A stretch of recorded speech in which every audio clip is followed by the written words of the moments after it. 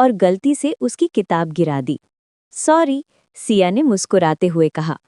आरव ने पहली बार किसी को देखकर हल्की सी मुस्कान दी। कोई बात नहीं। उस दिन के बाद से दोनों रोज लाइब्रेरी में मिलने लगे। धीरे धीरे उनकी बातें बढ़ने लगीं, किताबों से शुरू होकर सपनों तक पहुंच गईं। सिया आरव को बाहर की दुनिया दिखाना चाहती थी और आरव सिया को अपने खामोश ख्यालों की गहराई। एक दिन सिया ने पूछा, तुम हमेशा इतने चुप क्यों रहते हो?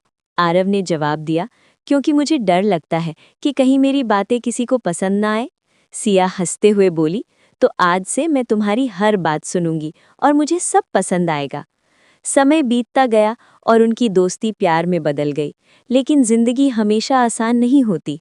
एक दिन सिया को दूसरे शहर जाना पड़ा अपनी पढ़ाई के लिए। दोनों बहुत उदास थे। जाते समय सिया ने कहा, अगर हमारा प्यार सच्चा है तो हम फिर मिलेंगे। आरव ने सिर हिलाया लेकिन कुछ बोल नहीं पाया।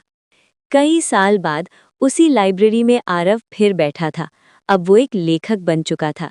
तभी दरवाज़ा खुला और सिया अंदर आई। दोनों एक दूसरे को देखकर मुस्कुरा दिए, जैसे समय रुका ही ना हो।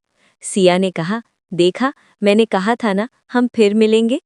आरव ने इस बार बिना डरे कहा, हाँ, और इस बार मैं तुम्हें कभी जाने नहीं दूंगा। और इस तरह उनकी कहानी फिर से शुरू हुई, इस बार हमेशा के लिए। एक परिवार की कहानी। एक छोटे से गांव में एक परिवार रहता था, जिसमें पति पत्नी और उनके 2 बच्चे थे। पति एक मजदूर था और पत्नी घर का काम करती थी। एक दिन पति को काम पर जाने के लिए पैसे नहीं थे और बच्चों को खाना नहीं था। पत्नी ने अपने गहने बेच दिए और पति को पैसे दिए। पति ने उन पैसों से काम पर जाकर काम किया और बच्चों के लिए खाना लाया। बच्चे खुश हो गए और माँ को धन्यवाद दिया। माँ ने कहा, ये सब तुम्हारी पापा की वजह से हुआ है, उन्हें धन्यवाद दो। बच्चों ने पापा को धन्यवाद दिया और पापा ने कहा, ये सब तुम्हारी माँ की वजह से हुआ है, वो तुम्हारे लिए कुछ भी कर सकती हैं। इस कहानी से हमें ये सीखने को मिलता है कि परिवार में एकता और सहयोग बहुत ज़रूरी है। जब हम एक दूसरे के लिए कुछ करते हैं तो हमें खुशी मिलती है। सीख, परिवार में एकता और सहयोग बहुत ज़रूरी है। दादी माँ 60 साल की हो चुकी थीं। उनके बच्चे बड़े होकर अपने अपने घर बसाकर चले गए थे। एक दिन उन्होंने अपने पोते पोतियों को बुलाया और कहा, आज मैं तुम्हें एक खास जगह ले चलूंगी।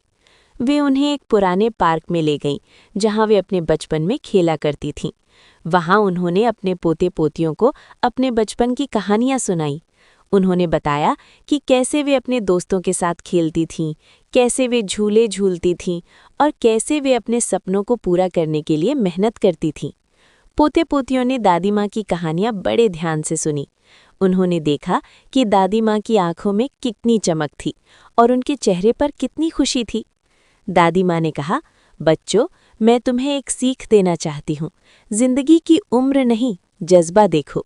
मैं 60 साल की हो चुकी हूँ, लेकिन मेरे दिल में अभी भी बचपन की चमक है।